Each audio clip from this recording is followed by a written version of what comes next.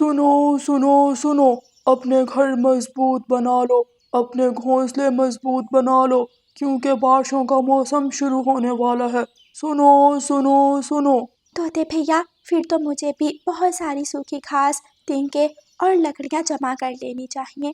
जी रानो बहन, जल्दी जमा कर ले, फिर मुझे भी घोंसलों की जरूरत है। रानो चिड़िया जंगल में घोंसले बनाने का काम करती थी और जंगल के सभी पक्षियों को रानो चिड़िया के मजबूत घोंसलों की बहुत ज़रूरत थी और सभी पक्षी रानो चिड़िया के बनाए हुए घोंसले बहुत पसंद करते थे।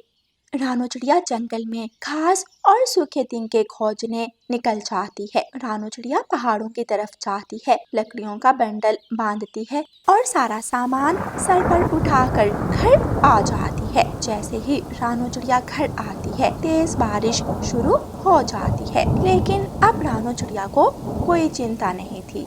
उस जंगल में कौवे रहते थे। वो दोनों पति पत्नी बहुत चालाक थे। कालू, बारिशों का मौसम शुरू हो गया है, मतलब हमारे काम का सीजन शुरू हो गया है। हाँ हाँ गौरी, मैंने आज मोटी बुलबुल को अनाज ले जाते देखा था।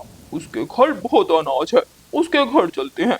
दोनों कौवे मुंह पर काला कपड़ा बांधते हैं और बुलबुल के घर भोजन चोरी करने निकल जाते हैं। बुलबुल अपने घर में सोई हुई थी। कौवे चुपके से बुलबुल के घर में घुस जाते हैं और उसका सारा भोजन चोरी करके निकल जाते हैं।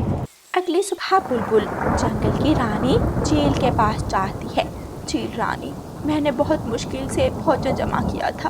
बुलबुल, चिंता मत करो, मैं तुम्हें भोजन दूंगी, लेकिन इतनी किसकी हिम्मत जिसने मेरे जंगल में किसी के घर में चोरी की, उसको मैं पकड़ कर रहूंगी। फिर बुलबुल चील रानी से भोजन लेकर वापस आ जाती है। कालू, मोटी बुलबुल बहुत चालाक निकली, चील रानी के पास पहुंच गई। अब क्या करें, किसी और पक्षी के घर चोरी की तो चील रानी बहुत सख्त कार्रवाई करेगी और अगर पकड़ेंगे तो बहुत बुरा हो जाएगा। गौरी, कुछ ऐसा करते हैं कि सांप भी मर जाए और लाठी भी ना टूटे। तो फिर तो एक ही उपाय है। वो क्या? रानू के घोंसले।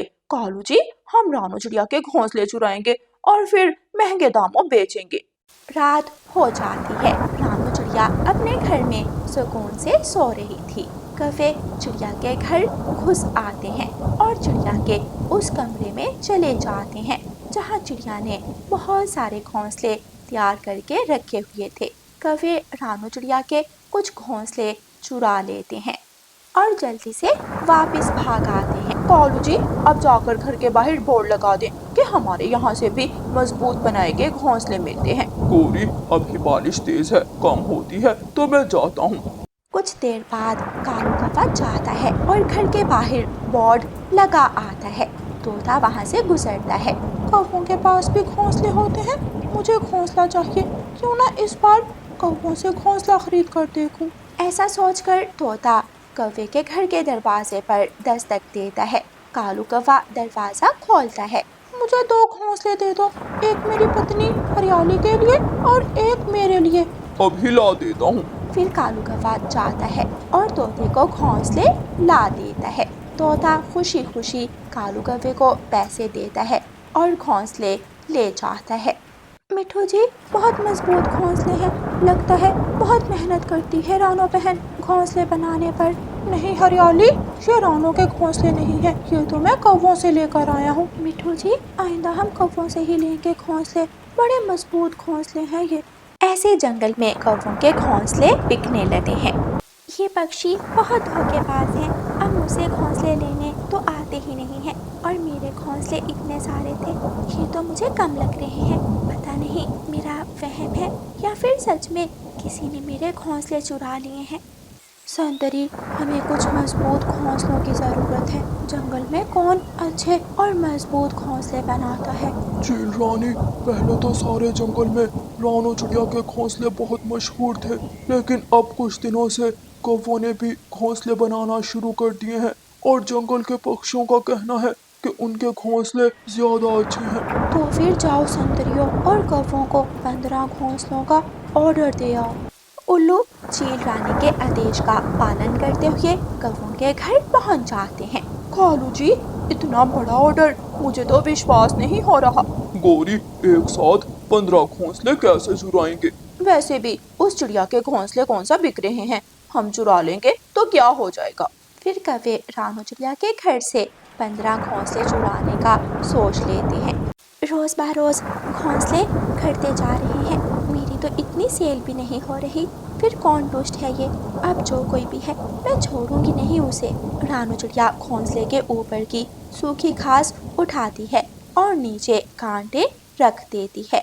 इसी तरह दूसरे घोंसले में और फिर तीसरे घोंसले में रानू चिड़िया कांटे भर देती है। फिर उस रात कौवे घोंसले चुराने आते हैं और 15 के 15 घोंसले चुरा कर ले जाते हैं और चील रानी के महल में जाकर दे आते हैं। फिर अगली सुबह चील रानी कौवों के साथ सब जंगल के पक्षियों को महल में बुलाती है। आप सब मेरे जंगल के पक्षी हो और इस जंगल की रानी होने के नाते मेरा फर्ज है कि मैं आप सब की इस बारिश के मौसम में मदद करूं। इसलिए मैंने ये घोंसले आप सब के लिए कौवों से बनवाए हैं। आपका बहुत बहुत धन्यवाद चील रानी, आप बहुत अच्छी हैं। सब पक्षी घोंसले उठाते हैं और अपने अपने घर ले जाते हैं। रानू चिड़िया का शक सही निकलता है, वो रानू चिड़िया के कांटेदार घोंसले ही थे। कौवों, अब तुम्हें पता चलेगा कि रानू चिड़िया किस चिड़िया का नाम है। फिर अगली सुबह सब पक्षी कांटेदार घोंसलों की शिकायत लेकर चील रानी के पास पहुंच जाते हैं। मैं सच बताती हूँ आपको चील रानी। फिर रानू चिड़िया सारी बात चील रानी को बताती है। नहीं नहीं चील रानी, ये चिड़िया झूठ बोल रही है, हमने नहीं चुराए इसके घोंसले। चोरी करने और घोंसलों में कांटे होने की वजह से तुम दोनों को 2 महीने की सजा दी जाती है। संतरियों, इन दोनों को पकड़ लो और बंद कर दो कैद खाने में। कौवे बहुत माफ़ी मांगते हैं, लेकिन संतरी कौवों को पकड़कर कैद खाने में डाल देते हैं। फिर रानू चिड़िया सब पक्षियों के लिए नए और मजबूत घोंसले बनाती है और सब बहुत खुश होते हैं। फिर सब मिलकर चील रानी के महल में भोजन खाते हैं और ढेर सारी बातें करते हैं। प्यारे दोस्तों, इस कहानी को लाइक, अपने दोस्तों के साथ शेयर और चैनल को सब्सक्राइब करना बिल्कुल मत भूलना। आपका धन्यवाद। दूर किसी जंगल में रानू चिड़िया अपनी बेटी गुड़िया के साथ रहा करती थी। गर्मियों के दिन चल रहे थे। गुड़िया बेटी, जंगल में कहीं भी कुछ खाने को नहीं मिल रहा है, मैं आज दूसरे जंगल जाऊंगी, तुम परेशान मत होना, मैं शाम तक लौट आऊंगी। मम्मा, जंगल में हर तरफ सन्नाटा सा छा जाता है, मुझे बहुत डर लगता है, आप जल्दी आ जाना। हाँ बेटी, मैं कोशिश करूंगी। रानू चिड़िया दूसरे जंगल की तरफ चली जाती है। गुड़िया अपनी मम्मा को जाता हुआ देख रही थी। वो बहुत उदास हो जाती है और तभी से शाम होने का इंतजार करने लगती है कि कब शाम हो और कब उसकी मम्मा लौटकर घर आए। रानू चिड़िया घने जंगल की तरफ जाती है। वो एक ऐसे पेड़ के पास जाती है जिस पर मीठे फल लगे हुए थे। वाह, कितना सुंदर फलों से भरा हुआ पेड़ है, मैं यहीं से कुछ फल तोड़ लेती हूँ। रानू चिड़िया फल तोड़ने लगती है कि उसे एक खौफनाक आवाज सुनाई देती है। वो जल्दी से पलटकर पीछे देखती है। बचाओ, बचाओ! ना जाने मेरा दिल क्यों घबरा रहा है। उफ, इतनी बेचैनी तो पहले कभी नहीं हुई। मैं नदी से पानी पी कर आती हूँ। गुड़िया अपने घर से निकलती है और नदी से पानी पीने के लिए चली जाती है। गुड़िया नदी से पानी पीती है। गौरी कवि वहाँ आती है। गुड़िया, क्या हुआ है तुम्हें, इतनी परेशान क्यों लग रही हो?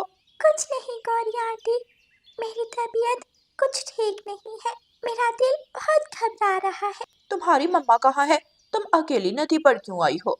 मेरी मम्मा दाना लेने दूसरे जंगल गई है, वो घर नहीं थी। दूसरे जंगल?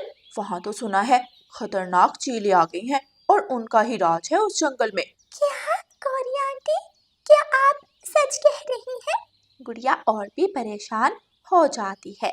गुड़िया अपने घर आ जाती है। मम्मा, मम्मा, क्या आप आ गई? मम्मा! गुड़िया अपने घर में इधर उधर देखती है मगर उसे अपनी मम्मा दिखाई नहीं देती। मम्मा अभी तक लौट कर नहीं आई, शाम तो होने वाली है। गुड़िया आकर अपने घर के बाहर बैठ जाती है और अपनी मम्मा की राह देखने लगती है। वो दूर तक देखने की कोशिश कर रही थी। मम्मा कहाँ रह गई आप? जल्दी आ जाए ना।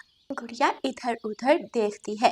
परेशानी से उसकी आंखें मुरझा रही थीं। शाम होने के बाद भी जब रानो चिड़िया लौटकर नहीं आती तो गुड़िया जंगल की तरफ निकल पड़ती है और यहाँ वहाँ अपनी मम्मा को ढूंढने लगती है। मम्मा, मम्मा, कहाँ है आप? गुड़िया को एक तरफ पत्तों के हिलने की आवाज आती है। गुड़िया डर जाती है और झाड़ियों में छुप जाती है। मम्मा, मम्मा, मुझे बहुत डर लग रहा है। गुड़िया आहिस्ता से अपना सर बाहर निकाल कर देखती है तो वहाँ कोई नहीं था। गुड़िया जल्दी से वहाँ से उड़ जाती है। गुड़िया डरते हुए आगे बढ़ती है। वहाँ उसे दो बड़ी बड़ी आंखें नजर आती हैं, जिन्हें देखकर गुड़िया डर जाती है। मुझे मत खाना, मुझे मत खाना, मैं छोटी चिड़िया हूँ, मुझे जाने दो। उल्लू गुड़िया को हैरान होकर देख रहा था। डरो मत चिड़िया, मैं तुम्हें नहीं खाऊंगा। मगर तुम इतनी रात में यहाँ क्या कर रही हो? मेरी मम्मा दाना लेने गई थी, वो लौट कर घर नहीं आई। मैं अपनी मम्मा को ढूंढ रही हूँ। क्या आपने मेरी मम्मा को कहीं देखा है?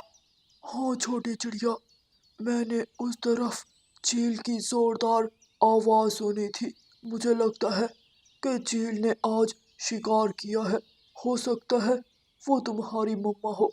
लेकिन छोटी चिड़िया, वहाँ अकेले जाने की गलती बिल्कुल भी मत करना, वरना ना तो तुम बचोगी और ना ही अपनी मम्मा को बचा सकोगी। गुड़िया और ज्यादा डर जाती है, मगर वो हिम्मत नहीं हारती। गुड़िया जंगल वापस जाती है। गुड़िया कबूतर के दरवाजे पर जाती है और दरवाजे पर दस्तक देती है। कबूतर अंकल, दरवाजा खोलें, प्लीज जल्दी से दरवाजा खोलें। कबूतर डरकर जल्दी से उठता है। लूसी, ये तो रानू चिड़िया की बेटी गुड़िया की आवाज है। हाँ, आवाज तो उसी की लग रही है। जाकर जल्दी से दरवाजा खोलें, ना जाने किस मुसीबत में है बेचारी। कबूतर जल्दी से दरवाजा खोलता है। गुड़िया बेटी, तुम ठीक तो हो? क्या हुआ, ऐसे रो क्यों रही हो? वो कबूतर अंकल, मेरी मम्मा को चील ने पकड़ लिया है। आ मेरे साथ आए, हम मम्मा को लेकर आएंगे। चील से लड़ाई करना आसान काम नहीं है गुड़िया बेटी। प्लीज अंकल, मेरे साथ आए। मुझे विश्वास है अगर हम मिलकर कोशिश करेंगे तो मेरी मम्मा को जरूर बचा लेंगे। तोता भी शोर सुनकर घर से बाहर निकलता है। आधी रात को ये कैसा शोर मचाया हुआ है? गुड़िया, तुम रो क्यों रही हो? कबूतर तोते को सारी बात बताता है। प्लीज, आज मुझे आपकी मदद की जरूरत है। मिठू अंकल, आप तो मेरी मम्मा के अच्छे दोस्त हैं। मेरी मम्मा आपकी हमेशा मदद करती थी। प्लीज मेरे साथ चले, मेरी मम्मा को बचा ले। हाँ गुड़िया बेटी, जरूर, हम तुम्हारी मदद जरूर करेंगे और तुम्हारी मम्मा को वापस लेकर आएंगे। चलो कबूतर। मैं भी आपके साथ चलूंगी। गुड़िया बेटी, तुम यहाँ रुको, हम तुम्हारी मम्मा को लेकर आ जाएंगे। नहीं, मैं आपके साथ चलूंगी। गुड़िया जिद करती है और कबूतर और तोते के साथ चली जाती है। कबूतर और तोता गुड़िया को साथ लेकर कौवों के घर जाते हैं और दरवाजे पर दस्तक देते हैं। कालू जी, अब आप उठकर देखें कौन है। पहले भी तो मैंने ही देखा था। गोरी, तुम कोई काम ना करना, बस लेटी ही रहती हो हर समय। कालू कौवा दरवाजा खोलता है। कबूतर कालू को सारी बात बताता है। गोरी, जल्दी बाहर आओ, रानू चिड़िया मुसीबत में है, हमें उसकी मदद करनी होगी। वो सब पक्षी जंगल की तरफ उड़ते हैं और चील की गुफा के पास पहुंच जाते हैं। वो एक सुराख में से देखते हैं तो रानू चिड़िया एक रस्सी के साथ बंधी हुई थी और साथ ही चील सो रही थी। कबूतर एक पत्थर उठाकर रानू चिड़िया की तरफ फेंकता है। रानू चिड़िया, इधर इधर देखो। रानू चिड़िया अपने दोस्तों को वहां देखकर खुश हो जाती है। तोता जल्दी से वहां आता है और अपनी तेज चोंच से रानू चिड़िया को आजाद करता है। इतने में चील की आंख भी खुल जाती है। तोते, तेरी इतनी हिम्मत, मैं वो। इतने में सब पक्षी पत्थर उठाकर चील को मारने लगते हैं। वो सभी चील को बहुत ज्यादा मारते हैं। चील घायल होकर वहीं गिर जाती है। चलो चलो रानू चिड़िया, जल्दी से यहाँ से निकलो। गुड़िया अपनी मम्मा को गले से लगाती है और रोने लगती है। वो सब जल्दी से वहां से उड़ते हैं और अपने जंगल वापस लौट आते हैं। मेरे दोस्तों, बहुत बहुत शुक्रिया तुम्हारा। अगर आज तुम सब मेरी मदद ना करते तो मैं उस शिकारी चील का भोजन बन चुकी होती। रानू चिड़िया पक्षियों का शुक्रिया अदा करती है और अपनी बेटी को लेकर अपने घर की तरफ निकल जाती है। प्यारे दोस्तों, इस कहानी को लाइक, अपने दोस्तों के साथ शेयर और चैनल को सब्सक्राइब करना बिल्कुल मत भूलना। आपका धन्यवाद।